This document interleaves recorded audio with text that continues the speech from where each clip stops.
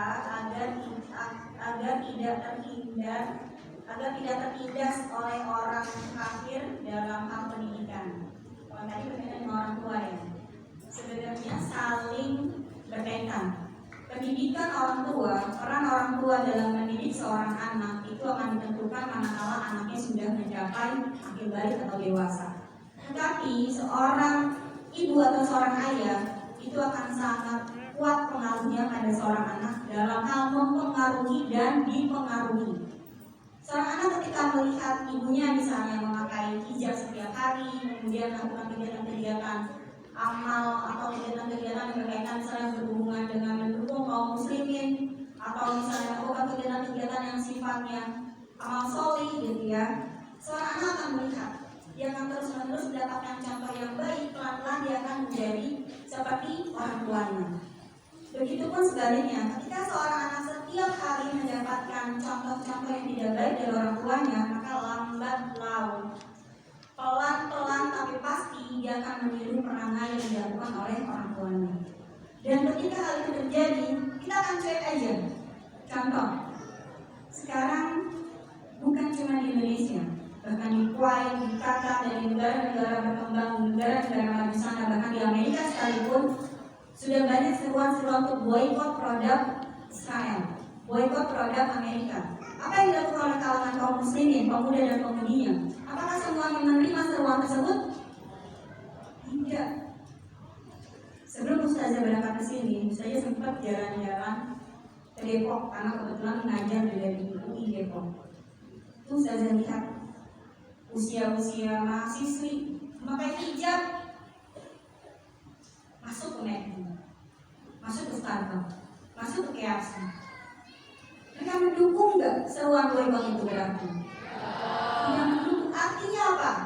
Artinya kita mau menjadi orang yang tertindas selamanya. Artinya kita suka rela menjadi muslim dan muslimah yang akan tertindas selamanya. Kita tidak pernah mau keluar dari zona aman. Kita tidak pernah mau keluar dari zona nyaman. Itulah realitasnya kaum muslimin yang ada di Indonesia. Bahkan di UI boleh gak sebenarnya pakai niqab? Nggak boleh. Sesuatu yang diharamkan pakai niqab untuk dosen di UI. Memalukan nggak? Kita kaum muslimin terbesar di negara ini, tapi untuk memakai yang menjadi hak kita, hak dasar kita, hak beragama kita itu dibatasi. Kita tertindas, tapi kita diam. Salah siapa? Salah kita yang terlalu bodoh, mau ditindas.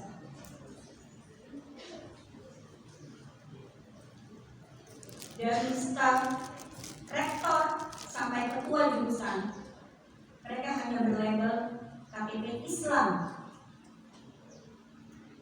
Tetapi semua program-program yang digulirkan adalah pro liberal, pro LGBT. Kurikulum Merdeka yang sekarang digulirkan di Indonesia dari mulai SD sampai universitas, tujuannya adalah menjauhkan kalian dari ilmu pengetahuan. Contohnya apa? Contoh di jurusan teknik misalnya, ketika magang zaman dulu 5 tahun yang lalu, jurusan teknik magangnya di mana? Ada yang tahu nggak? Kalau jurusan teknik biasanya dia kerjanya nanti lulusannya di mana sih? Di mana? Yang putra tahu nggak? Yang puan? Di mana? Berkaitan dengan teknik, dengan teknologi, di mesin perkapalan kah, di mesin mobil kah, dan lain-lain. Tapi sekarang di zaman ini di kurikulum Merdeka, jurusan teknik mesin misalnya, dia magang boleh di jurusan bahasa, nyambung nggak? Bahkan dia boleh magang di jurusan politik, nyambung nggak? Ini adalah contoh kita didangkalkan dan dijauhkan dari ilmu pengetahuan. Ini baru contoh pendangkalan ilmu pengetahuan. Belum bagaimana sudah banyak kasus dan banyak kejadian dari 50 tahun terakhir kita dijauhkan dari agama kita. Kita ditindas, tapi kita merasa happy. Juga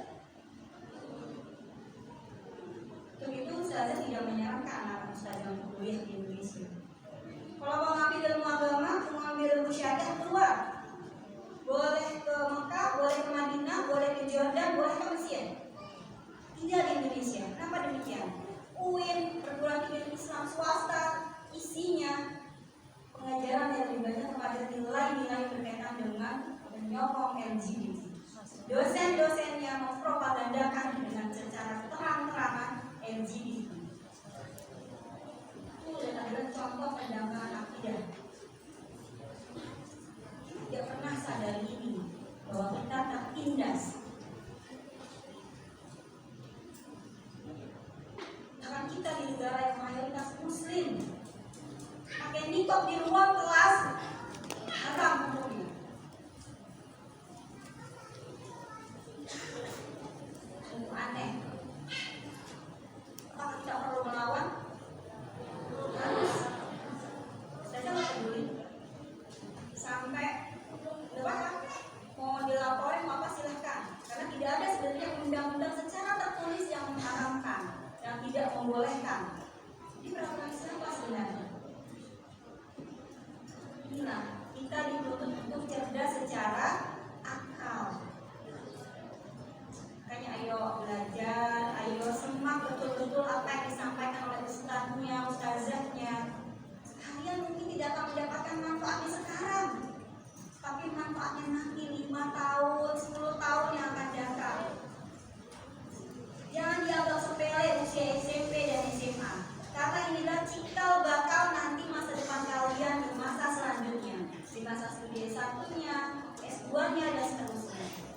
Karena sedikit sekali dari kalangan kita, dari kalangan kaum muslimin yang mau berpikir untuk belajar sepanjang hayat. Kutubul ilma minal mahdi ilal sudah jelas, tapi kita sudah merasa cukup ketika kita lulus S1. Penting gak sih kita menuntut ilmu terus-menerus di bangku kuliah? Penting gak sih kita terus-menerus belajar sepanjang hayat sampai kita menutup mata? Penting banget. Jangan pernah merasa puas belajar selesai sudah. Kadang kita merasa kalau sudah mendapatkan kesejahteraan hidup sudah selesai belajar. Padahal belajar itu tidak ada masanya. Dia akan selesai manakala kita mati di dalam kubur, baru selesai belajar. Dan itulah yang dilakukan oleh siapa? Ulama-ulama kita. Karena salafus saleh seperti itu, gak ada mereka yang bersantai-santai. Mereka selalu menghasilkan karya-karya besar. Makanya sekarang kita lihat ilmu-ilmu fikih itu kebanyakan ditulis oleh siapa? Kalangan laki-laki. Dari kalangan perempuan ada, tapi sangat sedikit. Kenapa demikian? Karena perempuan di otaknya kalau sudah menikah sudah selesai belajar, tanggung jawab saya sudah sama suami. Betul. Tetapi hanya bermanfaat untuk dirimu dan keluargamu, tidak bermanfaat untuk kaum muslimin. Realitanya, logikanya, kalau di kelas-kelas perkuliahan atau kelas-kelas sekolah seperti kalian, yang ngajar cuma ustadznya, tidak ada ustazahnya, ada gak contoh keibuan? Contoh bagaimana berperilaku yang baik dalam hal misalnya beretika kepada seorang ibu, ada gak contohnya? Kita membutuhkan contoh atau figur dari seorang perempuan. Dokter misalnya, kalau dokter yang ada cuma dokter laki-laki, pada saat perempuan sakit, otomatis auratnya yang melihat siapa? Laki-laki. Dokter laki-laki. Jadi dibutuhkan gak dokter-dokter perempuan? Dan seterusnya. Jadi pilihlah untuk perempuan yang pertama, pilihlah bidang-bidang yang tidak melanggar fitrah. Pilihlah bidang yang masih bisa dilakukan setara beriringan. Tetap bisa menjadi seorang istri, tetap bisa menjadi seorang ibu, dan tetap bisa bermanfaat buat kaum muslimin. Jangan pilih istilahnya jurusan-jurusan atau bidang-bidang yang itu memposisikan mirip atau sama dengan laki-laki. Misalnya perempuan ambil metalurgi, akan banyak ikhtilaf dengan laki-laki. Yang pertama. Yang kedua, pekerjaannya berat. Dari pagi sampai pagi lagi dia hanya akan punya waktu di luar tempat bekerja. Tapi kalau jadi dokter, jadi dosen, jadi guru, itu adalah pekerjaan-pekerjaan fitrah yang bisa dilakukan oleh perempuan sepanjang hayatnya. Dan sepanjang hayat itu pula dia bisa bermanfaat buat kaum muslimin.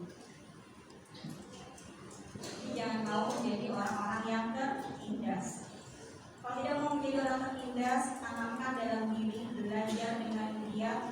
Apapun yang menjadi pilihan kita dalam pembelajaran ditekuni terus sampai akhir hayat kita. Dan jangan lupa wakafkan diri kita untuk bermanfaat untuk kaum muslimin.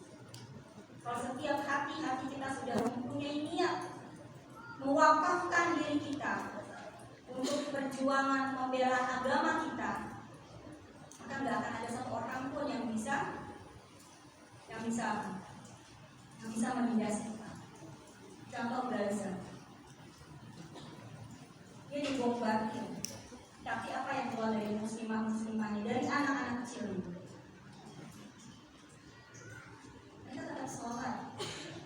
Masjid boleh dihancurkan, tapi keimanan mereka tetap kokoh. Kita biasanya kalau buka medsos, yang kita buka adalah perkembangan-perkembangan yang viral hari ini, pekan ini, bulan ini. Tapi kita tidak peduli dengan nasib saudara kita, dengan nasib tetangga kita, dengan nasib kaum muslimin. Saudi belum lama ini mengadakan konser besar-besaran. Bahkan pemuda-pemudanya joget dengan sangat asyiknya. Sementara di sisi lain dekat dari negerinya, kaum muslimin dibantai. Apakah kita tidak seperti itu? Kita tertindas di negeri yang kita adalah mayoritas.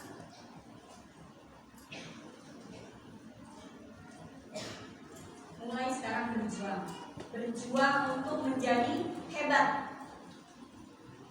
dalam pengertian apapun yang menjadi pilihan bidang kita tekuni dengan sungguh-sungguh. Ustazah kemarin itu habis komunikasi sama seorang koi dari Kuwait.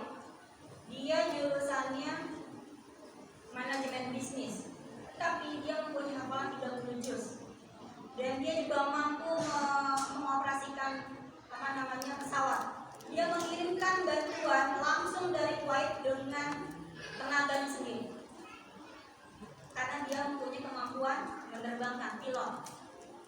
Masih muda, umurnya baru sekitar 27 tahun. Dan pemuda-pemuda seperti itu di zaman sekarang sangat sedikit. Al-Fatih membebaskan Konstantinopel berusia berapa? Usia berapa? Sekarang kalian usia berapa? Sudah membebaskan apa? Membebaskan harta orang tua. Ya kan? Iya, 3 bulan, tidak tinggal menandakan tangan, tinggal menunggu, tenang aja, tiap bulan dapat kiriman dari sini, dari Abi, dari ayah, dari ibu, dari mama, dari papa, bahkan dari nenek, dari kakek. Benar nggak? Kalau masih bermental seperti itu, siap-siap kalian akan ditindas selamanya sampai kalian mati. Karena itulah sunatullah-nya. Kalau kita tidak mau berubah, bersiap-siap kita akan menjadi orang yang tertindas, menjadi orang yang selalu merugi, menjadi orang yang selalu ditekan. Oke ya teman-teman ya, mudah-mudahan mulai dari sekarang insya Allah kita tidak akan lagi menjadi orang yang tertindas. Berani bersuara, berani mendukung dari setiap apapun yang digerakkan oleh pemimpin-pemimpin kaum muslimin selama itu benar hukum. Jangan seperti pemuda-pemudi yang ada di Depok kemarin, Ustazah Mira. Makan dengan santainya, tawa ketiwi di McD, sementara dari yang dia bayarkan itu dikirimkan untuk menghabisi saudara-saudara kita di Palestina. Jangan sampai kita mempunyai kelakuan akhlak seperti itu. Semoga Allah mengumpulkan kita ke dalam barisan orang-orang yang membela pada yang hak. Seperti itu ya, insya Allah ya. Bismillah, mudah-mudahan ikhwan dan akhwat santri yang ada di sini semuanya akan menjadi generasi robbani, generasi pejuang, generasi yang akan melanjutkan risalah Islam. Setelah kami, kalianlah menjadi penerus-penerus insya Allah. Mudah-mudahan apa yang kita cita-citakan, apa yang kita niatkan tidak lama lagi akan terjadi. Setiap 100 tahun akan Allah hadirkan, sunatullah-nya akan Allah hadirkan pemimpin-pemimpin yang akan